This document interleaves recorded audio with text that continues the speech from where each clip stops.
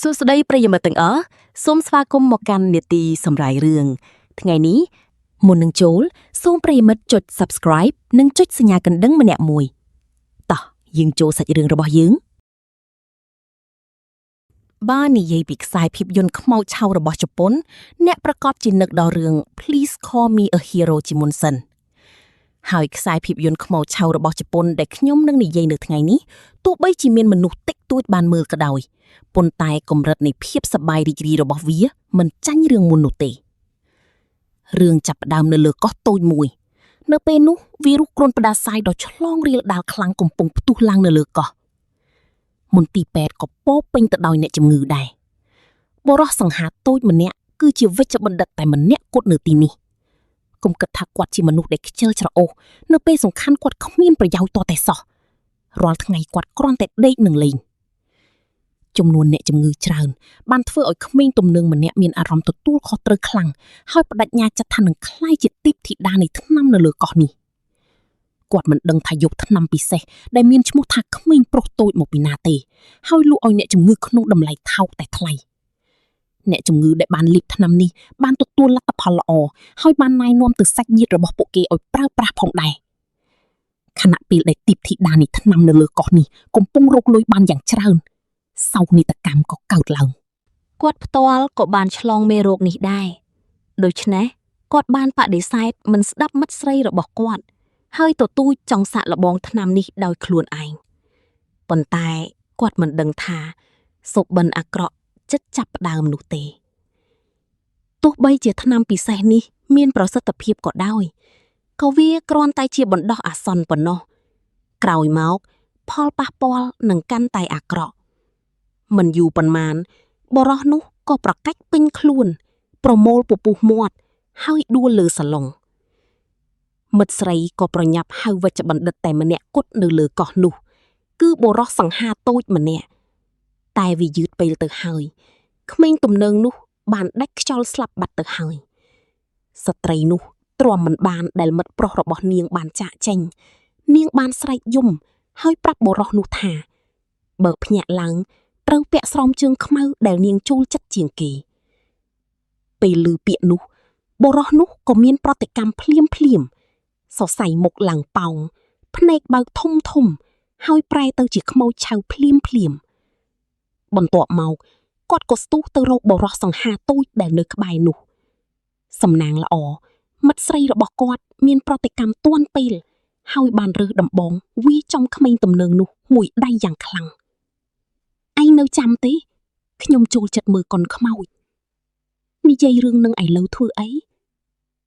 នេះជាខ្មោចឆៅមែនទេក្មេងទំនើងនោះបានក្រោកឈរម្ដងទៀតហើយស្ទុះទៅវាយមិត្តស្រីដែលមិនបានត្រៀមខ្លួនបន្ទាប់មកក៏ខំករបស់នាងស្ត្រីនោះក៏បានឆ្លងមេរោគហើយคล้ายជាខ្មោចឆៅពេលនោះបុរសសង្ហាតូចនឹកឃើញខ្សែភាពយន្តខ្មោចឆៅដែលគាត់ធ្លាប់មើលអាយ៉ាគុណខ្មោចឆៅសិតតែរឿងពិតគាត់ភ័យស្លន់ស្លោរត់ចេញទៅភ្លាមហើយជិះកង់របស់គាត់យ៉ាងលឿនបំផុតប៉ុន្តែនៅតាមផ្លូវគាត់ចង់បញ្ជាក់សំណួរមួយជាប្រភេទណាជាប្រភេទដាវយឺតឬជាប្រភេទធ្វើសកម្មភាពលឿនទៅមួយណាទៅចប់ហើយវាជាប្រភេទដែលធ្វើសកម្មភាពលឿនបុរសសង្ហាតូចជិះកង់រត់គេចខ្លួនយ៉ាងលឿនបំផុតសំណាងល្អនៅតាមផ្លូវគាត់បានជួបប៉ូលីសចាស់ម្នាក់ប៉ុន្តែនៅពេលដែលបុរសសង្ហាតូចប្រាប់គាត់ថាខ្លួនកំពុងត្រូវបានខ្មោចឆៅដេញតាមប៉ូលីសចាស់នោះគិតថាបុរសសង្ហាតូចឈួតហើយមិនជឿនោះទេឃើញខ្មោចឆៅកាន់តែខិតជិតបុរសសង្ហាតូចក៏លែងខ្វល់ច្រើនទៀតហើយគិតតែពីរត់ឲ្យលឿនជាមុនសិនប៉ូលីសចាស់នៅដែលមិនទាន់ដឹងខ្លួនក៏ជួបគ្រោះថ្នាក់ភ្លាមមិនយូរប៉ុន្មានអ្នកដំណើរនៅតំបន់នោះទាំងអស់បានឆ្លងមេរោគខ្មោចឆៅហើយវិបត្តិខ្មោចឆៅក៏ចាប់ផ្ដើមនៅប៉ុស្តិ៍ប៉ូលីសមួយទៀតសិស្សស្រី2នាក់កំពុងត្រូវបានប៉ូលីសសាកសួរស្រាប់តែបុរសសង្ហាតូចម្នាក់ដែលមកដល់ទាំងភ័យស្លន់ស្លោបានធ្វើឲ្យអ្នករាល់គ្នាភ្ញាក់ផ្អើលទោះបីជាបុរសសង្ហាតូចនិយាយថាជាថ្ងៃអវសាននៃពិភពលោកក៏ដោយក៏មនុស្សមួយចំនួនគិតថាគាត់និយាយលេងដែររហូតដល់ពួកគេឃើញប៉ូលីសចាស់ដែលបានឆ្លងមេរោគរួចហើយខ្មោចឆៅក៏ស្ទុះទៅរកឆ្កែតូចនោះភ្លាមដោយឃើញអតីតមន្ត្រីដែលមានមុខមាត់កាចសាហាវឆ្កែតូចក៏ចុចកាយកំភ្លើងយ៉ាងលឿនបំផុត ប៉ុន្តែសំឡេងនោះបានតាក់ទាញខ្មោចឆៅកាន់តែច្រើនភ្លាមហើយកន្លែងកើតហេតុទាំងមូលក៏វឹកវរទៅជាក្រោមសំណាងល្អឆ្កែតូចមានកំភ្លើងនៅក្នុងដៃក្រោមការបាញ់គាំទ្ររបស់គ្រាប់កំភ្លើងមនុស្ស4នាក់បានរត់គេចខ្លួនដោយជោគជ័យប៉ុន្តែអ្នកផ្សេងទៀតនៅលើកោះនោះនឹងជួបគ្រោះថ្នាក់គិលានុបដ្ឋាយិកានៅមន្ទីរពេទ្យបានឮសំឡេងគោះទ្វារយ៉ាងលឿនពីខាងក្រៅនាងគិតថាបុរសសង្ហាតូចបានត្រឡប់មកវិញនាងក៏បើកទ្វារដោយមិនគិតច្រើនមិននឹកស្មានថាខាងក្រៅពោពេញទៅដោយខ្មោចឆៅជាច្រើនទេខ្មោចឆៅក៏បានវាយទម្លុះទ្វារចូលមកដោយគ្មានមេត្តាពួកគេបានខំគិលានុបដ្ឋាយិកានោះក្នុងពេលជាមួយគ្នានេះដែរប្រជាជនផ្សេងទៀតនៅលើកោះក៏ត្រូវបានខ្មោចឆៅវាយប្រហារហើយភ្លើងបានឆាបឆេះយ៉ាងសន្ធោសន្ធៅនៅលើកោះនេះហាក់ដូចជាឋាននរកនៅលើផែនដីនៅថ្ងៃបន្ទាប់មនុស្ស4នាក់ដែលមិនដឹងអ្វីទាំងអស់កំពុងជិះទូកទៅកាន់កោះតូចមួយពួកគេគឺបុរសពាក់វ៉ាន់តានិងបុរសមាក់ធំព្រមទាំងបងប្រុសធំនិងបងថ្លៃស្រីបងប្រុសធំបានជាប់គុកជាច្រើនឆ្នាំដោយសារតែបំពេញការងារឲ្យក្រុមដូច្នេះគាត់ខកខានកុមារភាពកូនស្រីឈ្មោះសៀនឆៃការត្រឡប់មកវិញលើកនេះគឺដើម្បីមកលេងកូនស្រីរបស់គាត់នៅម្ខាងទៀតបុរសសង្ហាតូចនិងអ្នកផ្សេងទៀតបានរត់ចូលទៅផ្ទះមិត្តភ័ក្តិរបស់ឆ្កែតូចប៉ុន្តែពួកគេបានរកឃើញថាសិស្សស្រីឈ្មោះសៀនឆៃបានបែកពីពួកគេហើយមិត្តភ័ក្តិជិតស្និទ្ធឈ្មោះជីនជីក៏សម្រេចចាត់ចែងទៅរកភ្លាមប៉ុន្តែមិននឹកស្មានថាបុរសសង្ហាតូចបានខាត់ហាមនាងឡើយព្រោះនៅខាងក្រៅទ្វារពោពេញទៅដោយខ្មោចឆៅហើយសំឡេងរបស់មនុស្សមួយចំនួនក៏បានដាស់ឆ្កែធំដែលកំពុងដេកលក់ផងដែរជាក់ស្ដែងឆ្កែធំនៅមិនទាន់ដឹងថាមានរឿងអ្វីកើតឡើងនៅខាងក្រៅនោះទេឆ្កែតូចបានប្រាប់ឆ្កែធំពីរឿងដែលបានកើតឡើងកាលពីយប់មិញជីនជីជាក់ស្ដែងមិនចង់និយាយច្រើននៅទីនេះទេឥឡូវនេះនាងគ្រាន់តែចង់រកមិត្តភក្តិជិតស្និទ្ធឈ្មោះសៀនឆៃរបស់នាងប៉ុណ្ណោះដូច្នេះពួកគេក៏សម្រេចចិត្តបង្កើតក្រុមហើយចេញដំណើរទាំងអស់គ្នាក្នុងពេលជាមួយគ្នានេះមនុស្ស4នាក់នៅលើទូកក៏បានចុះចតនៅលើកោះនេះដែរពួកគេមានបំណងចង់សួរផ្លូវពីស្ត្រីចំណាស់ម្នាក់ដែលដើរកាត់ប៉ុន្តែបានរកឃើញថាមានអ្វីមួយមិនប្រក្រតីខ្មោចឆៅក៏ស្ទុះទៅ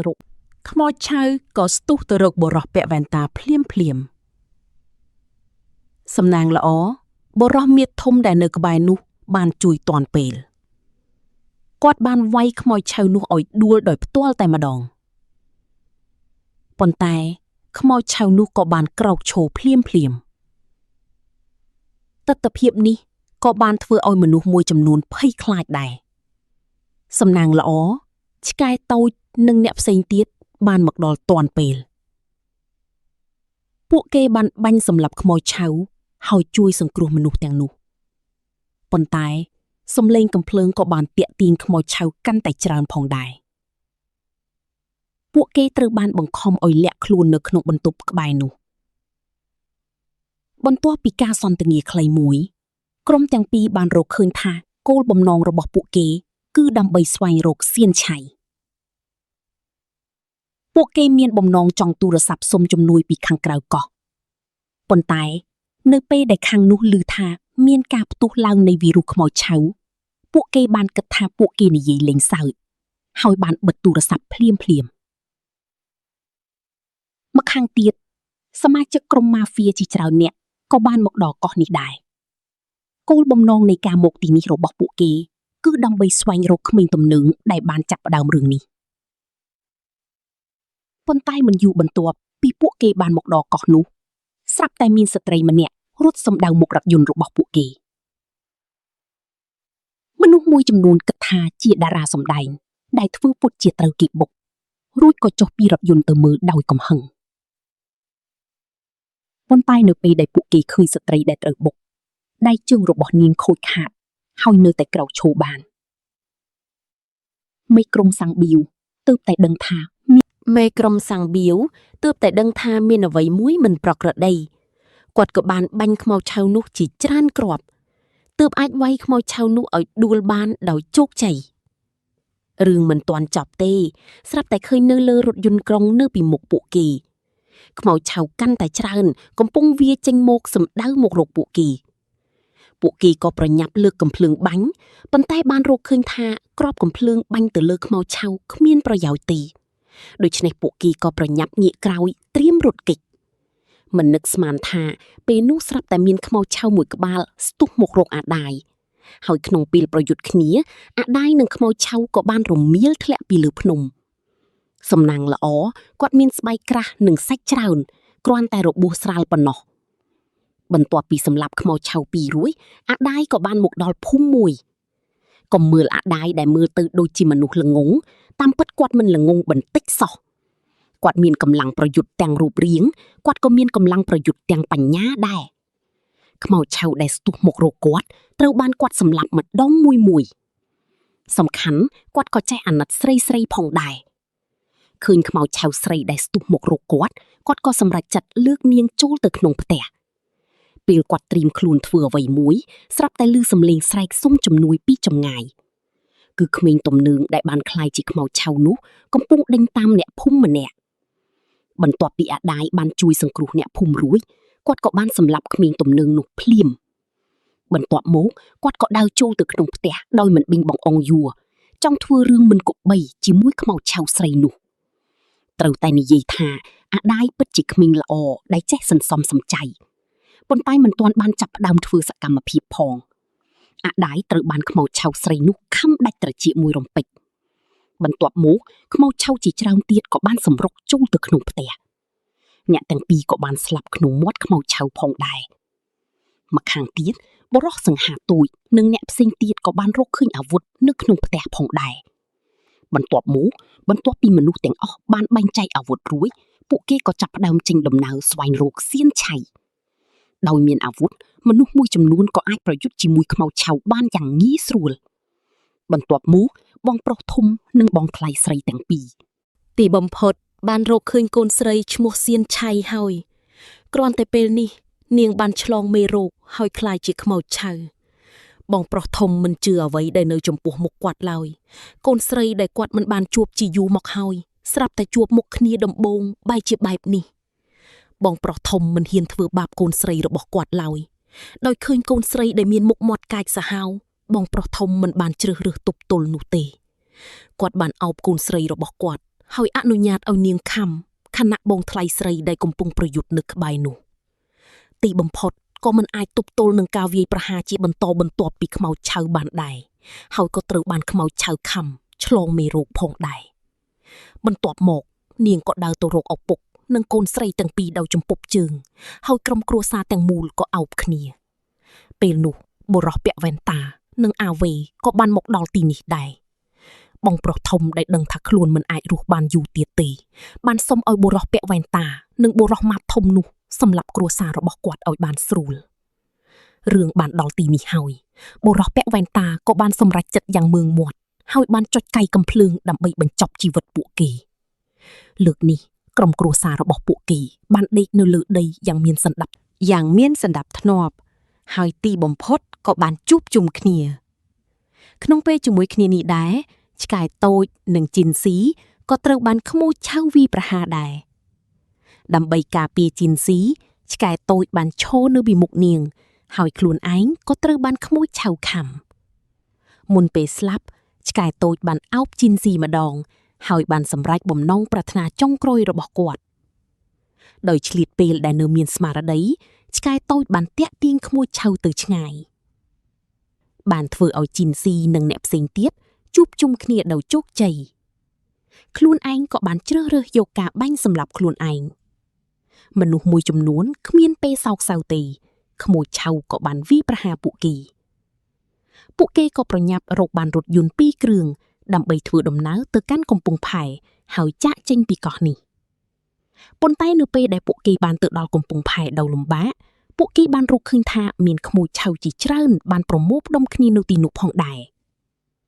ពេលនោះរថយន្តដឹកទំនិញមួយគ្រឿងស្រាប់តែឈប់នៅពីមុខពួកគេអ្នកនៅក្នុងរថយន្តនោះគឺសាំងប៊ីវនិងកូនចៅរបស់គាត់ពួកគេក៏មានបំណងជិះទូកគេចពីកោះនេះផងដែរ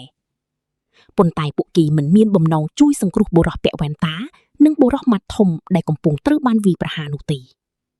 ដូច្នេះភាគីទាំងពីរក៏បានប្រឈមមុខដាក់គ្នា សាំងប៊ីវបានបាញ់ចំកំពូលជើងរបស់បុរសសង្ហាតូចមួយគ្រាប់បន្ទាប់មកក៏បានបាញ់សម្ដៅទៅជីនស៊ីបុរសសង្ហាតូចដែលគ្មានជំរើសក៏ត្រូវតែយកកូនសៅទូកចេញមកបន្ទាប់ពីសាំងប៊ីវបានយកកូនសៅហើយគាត់ក៏ប្រញាប់ទៅរកទូកភ្លាម